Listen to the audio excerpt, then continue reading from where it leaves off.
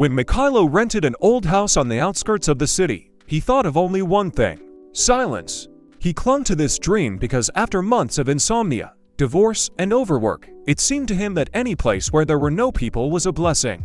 The house was old, shabby, and smelled of dust and damp, but there was a strange silence inside, thicker than air. It was exactly what he was looking for. On the first evening, he noticed something strange. There was a corridor on the second floor that ended in a door, but the landlady assured him that there were only 2 bedrooms on the second floor, not 3. Maybe the pantry? He asked. No, the woman answered sharply. There's nothing there. Better not touch it. She didn't even get up to look, she just hurried away. It was unusual. The first night, Mikhail didn't sleep. The house was so quiet that his ears rang. Somewhere in the hallway, he kept hearing a faint, rhythmic scratching sound, as if someone was running their fingers over wood. He went out to look. The corridor was empty, but the scratching was coming from behind the same door that didn't exist. Doors that reluctantly opened. The next day he tried to open them. The handle was cold, almost icy, even though the house was warm. The door wouldn't budge. It was as if someone was holding it from the other side. In the evening, the scratching became louder. It was joined by a soft tapping, then a whisper, barely audible, but absolutely real. Mikhail put his ear to it. The whisper was inaudible, but very clear, feminine. From Rai he pulled back. It wasn't the wind. The night when everything changed. On the 4th day, he woke up at 3:11 a.m. to a knock. A dull, steady, insistent sound. Knock, knock, knock. The darkness was so thick he couldn't see his hands. The knock came directly from the forbidden door. He approached, his heart pounding so hard it felt like it was going to jump out. The whispering behind the door became distinct, insistent. Open him here please. The voice was so sad, so broken, that something in it made Mikhail pick up the pen again.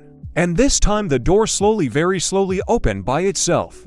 The room that shouldn't have existed inside was a small room with peeling walls and a single old chair in the center. The room smelled of earth. Wet. Fresh. Like something had just been dug up. Dozens of nail marks were scratched on the wall, some of them bleeding. Mikhail stepped inside. On the floor is an old diary. Thin, dusty. He picked it up and opened it. The lines were shaky. He locked me up. No one believes me. I don't want to die here. If anyone finds this, please open it for me. The page was torn off.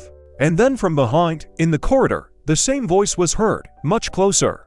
You heard me. Mikhail turned around and saw a silhouette. Dark. Long. Holding something in his hand. Without thinking, he rushed back into the bedroom, locked himself in, and blocked the door with a chair. The silhouette approached. Slow. And stood outside the door. He started scratching. Last night in the house Mikhailo was awake. He could hear it walking down the corridor, knocking on the walls, sometimes whispering his name. At dawn he packed his things and ran to the exit. He even forgot his keys. When he opened the door to the outside, he felt everything in the house go quiet. The whispers stopped. The footsteps disappeared. The scratching stopped. It was as if this house held its breath as he walked by. Already outside, away from the house, he looked around. On the second floor, in the window of the room that didn't exist, stood a woman. Pale, with black, empty eyes, thin as a shadow. And she did the only thing. She put her finger to her lips, as if asking for silence. Epilogue: the next day, Mikhailo tried to find information about the house. And I found an old article. A woman disappeared from this house 14 years ago. Her body was never found. There were scratches on the walls in the room on the second floor. He never returned there again. But sometimes, when he goes to bed and when the house gets too quiet, he hears in the darkness a faint, barely perceptible sound. Open.